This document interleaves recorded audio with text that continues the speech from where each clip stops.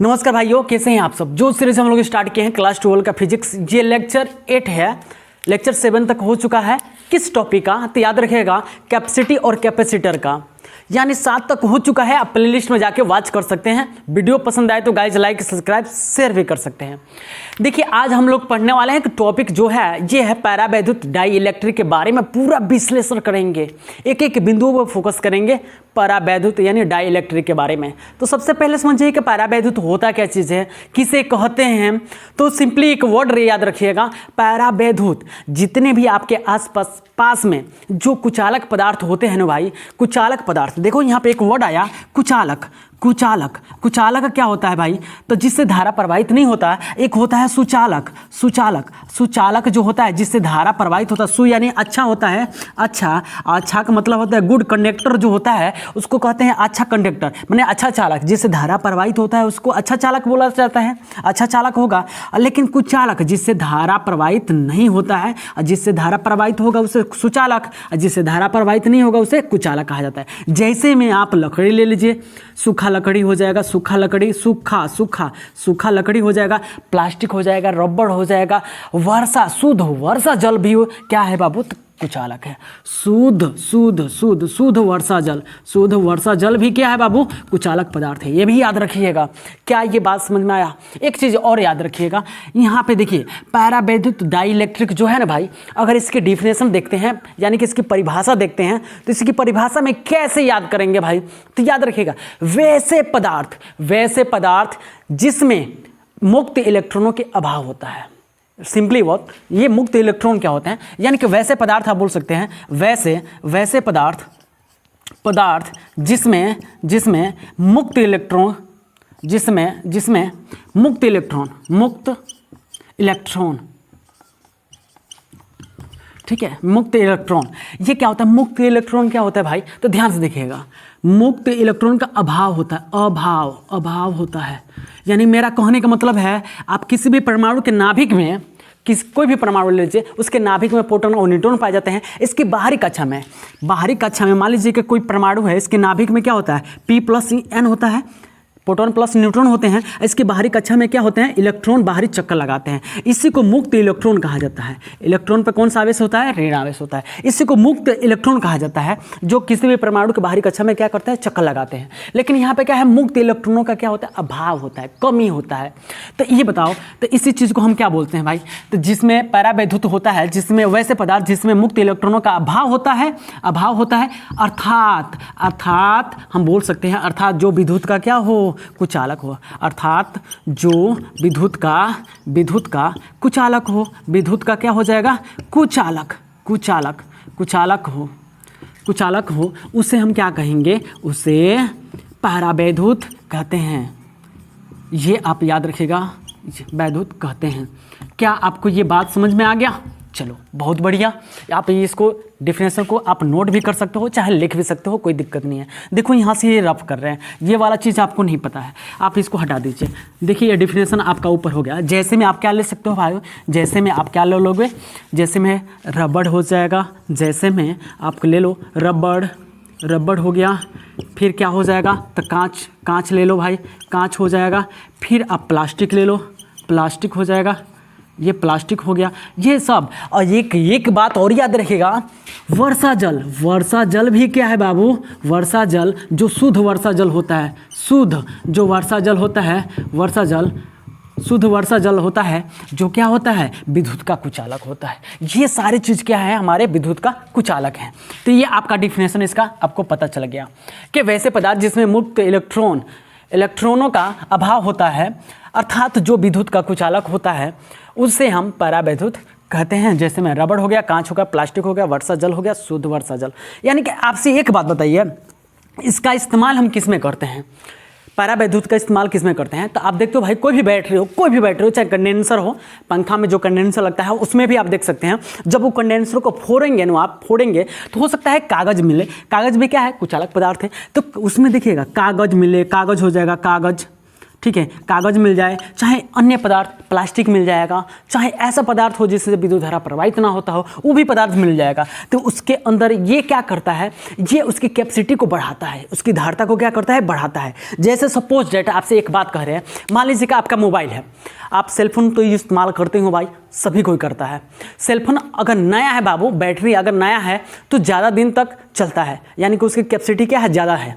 यानी कि चार्ज करेंगे उसको, मान लीजिए 1 घंटा में चार्ज हो, चाहे 2 घंटा में चार्ज हो, और उसका टाइमिंग भी होता है 5 घंटा, चाहे 7 घंटा, चाहे 8 घंटा चले, सिंपल है। लेकिन वही साल भर अगर टाइम ज़्यादा लंबा समय हो जाता है, साल भर के बाद वही मोबाइल हो सकता है आपका जो टाइमिंग 2 घंटा लेता था वो 1-1 घंटा में फुल दिखाई दे, और जो धारता माने कैपेसिटी उसका था कि 7-8 घंटा चलने का, हो सकता है वो 4 घंटा में क्या हो, स्वाहा हो जाओ।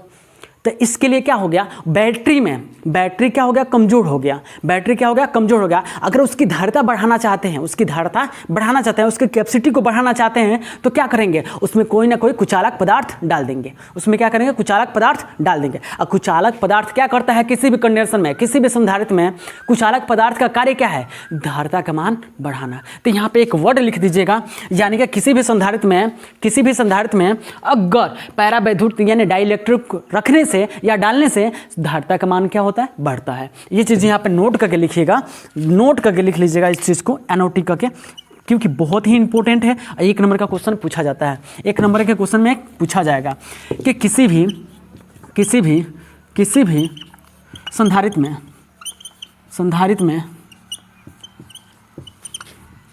कुचालक पदार्थ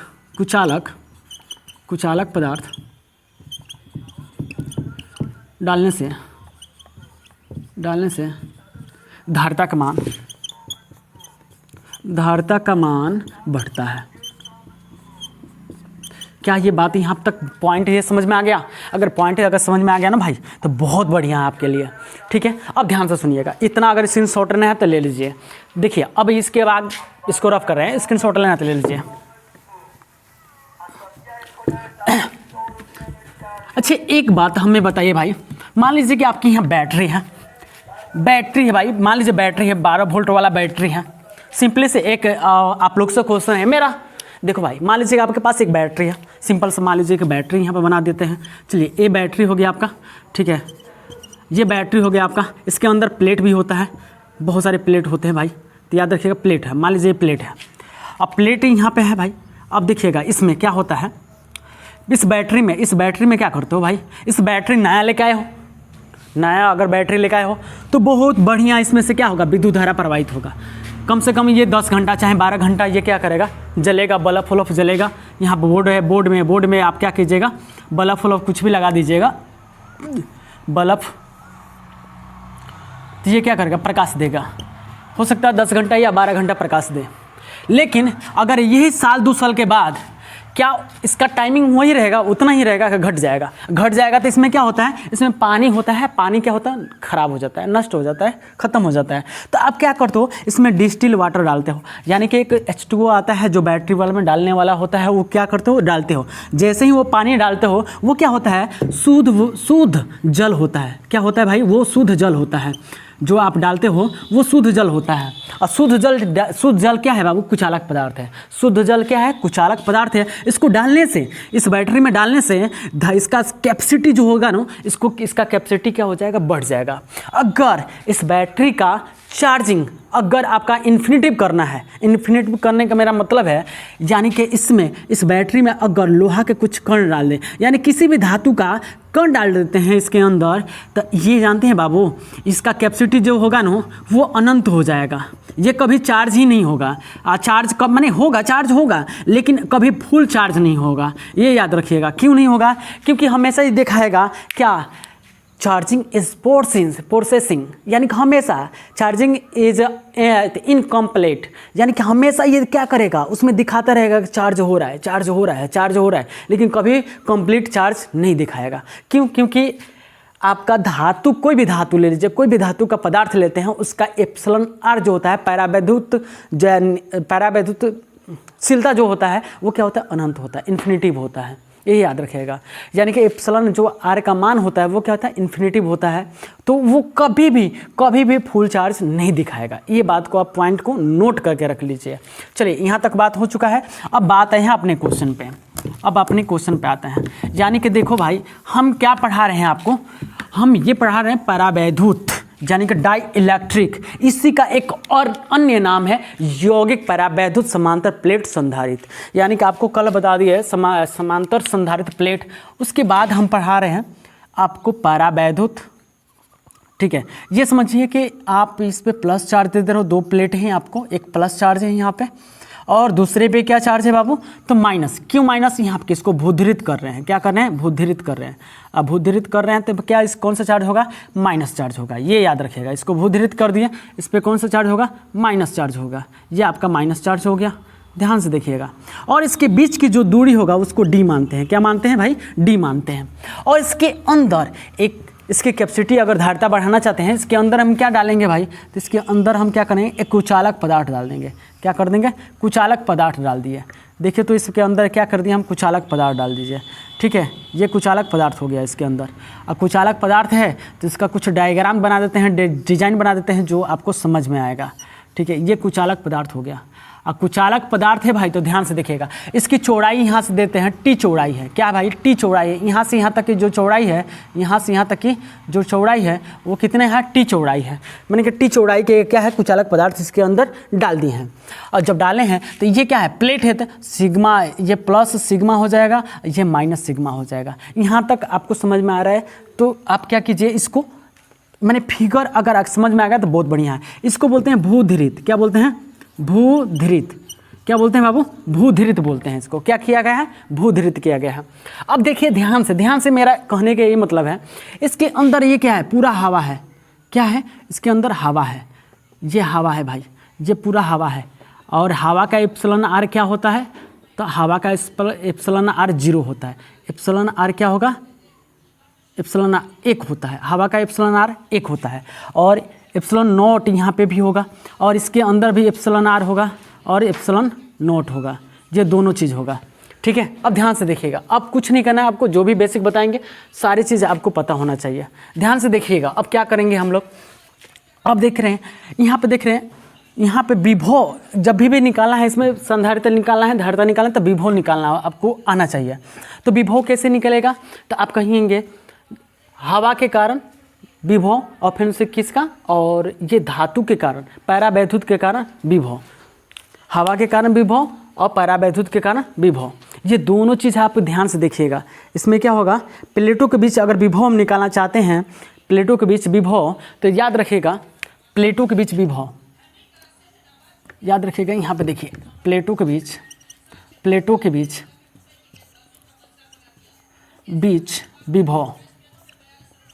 विभव भी बराबर क्या होगा, प्लेटों के बीच में क्या, प्लेटों के बीच में विभव निकालना चाहते हैं, तो देखो तो एक हवा के कारण विभव होगा, एक परावैद्युत के कारण। तो यहाँ पे लिखिए हवा के कारण विभव, और दूसरा क्या हो जाएगा, प्लस परावैद्युत के कारण विभव, परावैद्युत के कारण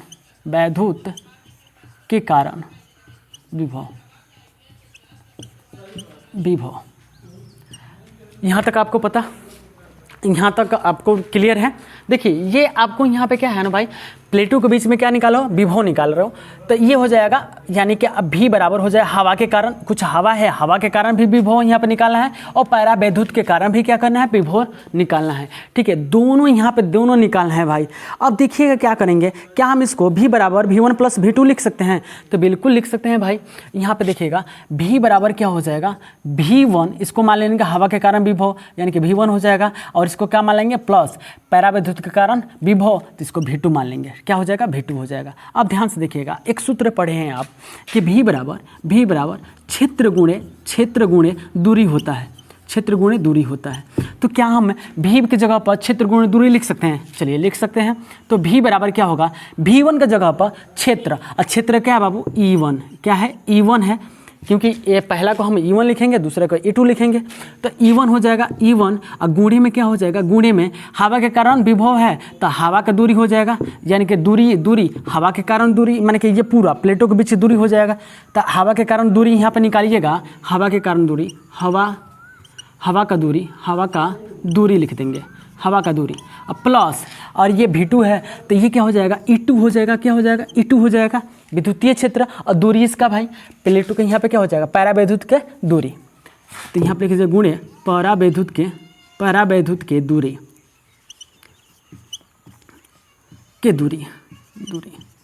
ठीक है। यहाँ तक बात आपको समझ में आ रहा है। चलिए अब ध्यान से देखिएगा, अब क्या करेंगे हम लोग, अब हम करेंगे ये भी है तो भी को रहने दीजिए बराबर। अच्छा बताइए ये ई है, ठीक है, और आपको बताया है दो प्लेटों के बीच में अगर कहीं भी विद्युतीय क्षेत्र ज्ञात करना है तो क्या सूत्र होता है, ई बराबर क्या होता है, सिग्मा बटे एप्सिलॉन नॉट होता है, ठीक है। एप्सिलॉन आर भी होता है, क्या होता है, एप्सिलॉन आर भी यहाँ पे लगा सकते हैं, कोई दिक्कत नहीं है, एप्सिलॉन आर भी लगा सकते हैं, लेकिन यहाँ पे नहीं लगाना है हमको, क्योंकि हवा का एप्सिलॉन आर क्या होता है, तो एक होता है, एक में गुणा करेंगे तो क्या होगा, 0 हो जाएगा, एप्सिलॉन नॉट ही होगा। तो क्या हम ई बराबर यहाँ पे सिग्मा बटे एप्सिलॉन नॉट रख सकते हैं, तो ये हो जाएगा सिग्मा और बटे में क्या होगा, एप्सिलॉन नॉट। और ई आर लिखना है तो लिख दीजिए, कोई दिक्कत नहीं है। और इनटू हवा का दूरी, अच्छे बताओ हवा की दूरी टोटल यहाँ से यहाँ तक डी है, ये क्या है, डी है, टोटल क्या है, यहाँ से यहाँ तक डी है। और डी में पूरा यहाँ से मान लीजिए कि मान लेते हैं यहाँ से और यहाँ तक 8 मीटर है, 8 मीटर है। और ये मान लीजिए कि परावैद्युत 2 मीटर है, 2 मीटर परावैद्युत यहाँ से यहाँ तक 2 मीटर है, यहाँ से यहाँ तक क्या है 2 मीटर मान लेते हैं। तो 8 में से 2 घटा देंगे क्या होगा, 6 हो जाएगा, 6 होगा कि नहीं भाई। सिर्फ हवा का अगर निकालना चाहते हैं, हवा का दूरी निकालना चाहते हैं, टोटल तो डी है और डी में इतना क्या है, टी आपका क्या है, तो परावैद्युत है, तो डी में से टी को घटा देंगे तो क्या निकलेगा, सिर्फ हवा का दूरी निकल जाएगा। तो वैसे ही भाई यहाँ पे क्या करेंगे, डी माइनस टी हो जाएगा, हवा का दूरी क्या हो जाएगा, डी माइनस टी हो जाएगा। क्यों हो गया, क्योंकि टोटल यहाँ से यहाँ तक डी है और ये जो यहाँ से यहाँ तक क्या है, टी है, टोटल में से टी को घटा देंगे तो क्या हो जाएगा, हवा वाला दूरी निकल जाएगा। तो ये हो जाएगा डी माइनस टी हो जाएगा, क्या हो जाएगा, डी माइनस टी हो जाएगा। यहाँ तक बात समझ में आ रहा है। तो गुणा को हटा देंगे, जब कुष्ट करेंगे तो गुणा को हटा देंगे तो डी माइनस क्या हो जाएगा, टी हो जाएगा। यहाँ तक बात समझ में आ रहा है। चलिए ये प्लस का सिंबल है, प्लस का सिंबल।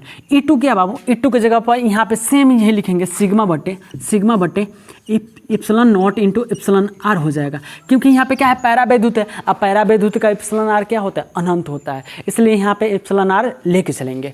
अब देखिए तो यहाँ पे इसका परावैद्युत की दूरी क्या है बाबू, परावैद्युत की दूरी क्या है, टी है, तो यहाँ पे गुणे में क्या लिख देंगे, टी लिख देंगे।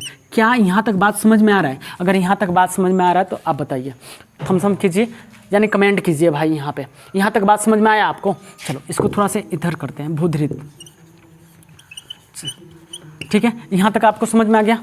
अब ध्यान से देखिएगा, अब क्या करेंगे हम लोग, अब इसके बाद हम लोग क्या करेंगे, यानी कि आपको पता है प्लेट का, यानी कि अगर सिग्मा बराबर, आपको पता है कि क्यू अपन क्या होता है, एरिया होता है। सिग्मा बराबर क्या होता है, क्यू अपन एरिया।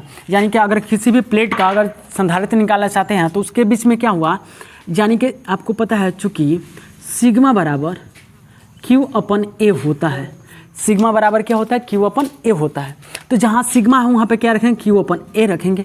देखो ये भी है तो भी रहने दो भाई, भी है तो भी रहने दो।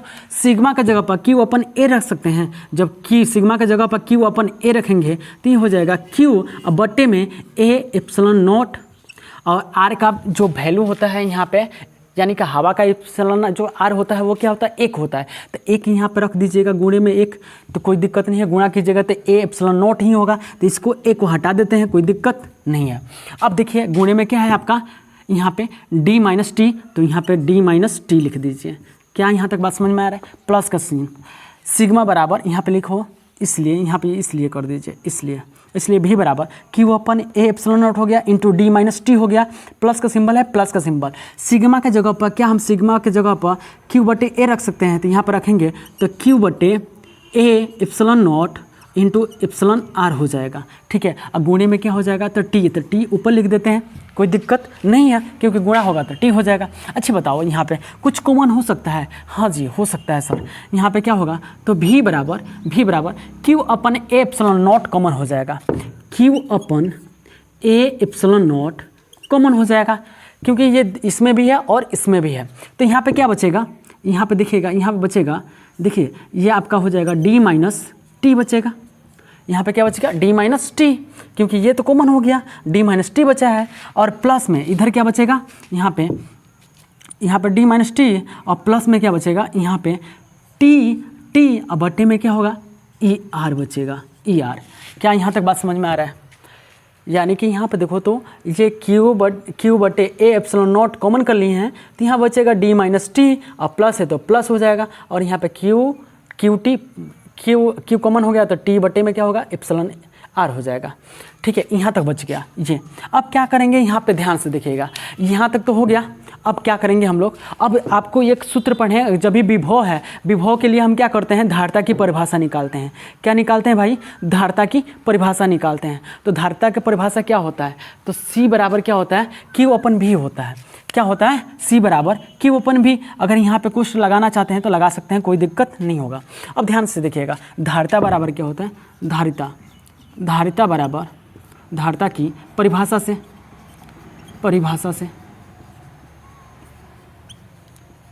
क्या होता है, तो ये होता है C बराबर Q अपन V होता है।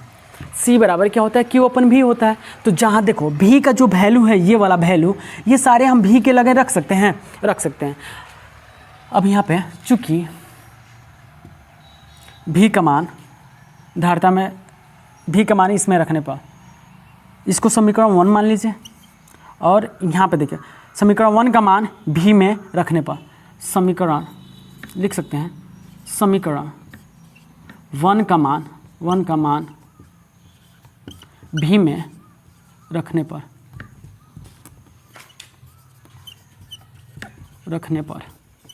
ठीक है।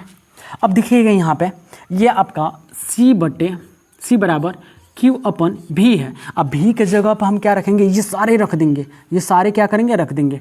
तो ये हो जाएगा Q, और बटे में क्या हो जाएगा, Q upon A epsilon not. ठीक है, एप्सिलॉन नॉट हो गया, और इनटू में क्या है बाबू, तो D माइनस टी, और कोष्ठ में प्लस T बटे एप्सिलॉन आर है। यहाँ तक है आपका। ठीक है, अब देखना ये आपका क्या हो जाएगा, कट जाएगा। ठीक है, तो C बराबर क्या हो जाएगा, ये जो है ना भाई, इसके ऊपर चल जाएगा। क्या होगा, ऊपर चल जाएगा। तो जब ये ऊपर जाएगा जब ये, तो ये हो जाएगा A एप्सिलॉन नॉट, अब बट्टे में क्या हो जाएगा, बट्टे में D माइनस टी। ठीक है, अब प्लस में क्या होगा, T epsilon E R, T बटे क्या होगा, एप्सिलॉन आर होगा। ठीक है, ये आपका ये नीचे वाला जो है ना ए एप्सिलॉन नॉट, ये ऊपर चला जाएगा, बाकी ये जितने हैं सारे क्या होंगे, नीचे रहेंगे। अब देखिएगा इसमें से कुछ कॉमन हो सकता है, हाँ हो सकता है, कुछ कॉमन हो जाएगा। ये एप्सिलॉन नॉट इसको रहने दीजिए, बटे में क्या ये D है बाबू, D कॉमन कर लीजिए। अब माइनस टी को कॉमन करेंगे, माइनस टी को जब कॉमन करेंगे तो ये हो जाएगा, यहाँ पे क्या बचेगा, माइनस टी को कॉमन करेंगे तो यहाँ पे 1 बचा है। अब प्लस माइनस क्या हो जाएगा, माइनस 1 बटे यहाँ पे क्या बचेगा, एप्सिलॉन आर बचेगा। ये आपका हो जाएगा। ठीक है, यही हमारा क्या होगा, प्रूव्ड हो गया। ये किसका मान है, तो पैरावैद्युत का मान है। ये आपका 5 नंबर का क्वेश्चन पूछा जाता है बाबू, ये प्रूव्ड हो गया, प्रूव्ड। ठीक है, ये 5 नंबर का क्वेश्चन पूछा जाता है, तो इसको बिल्कुल स्क्रीन करेंगे और इसको स्क्रीनशॉट ले लेंगे। वीडियो कैसा लगा है कमेंट बॉक्स में ज़रूर कमेंट कीजिएगा। Thanks for watching.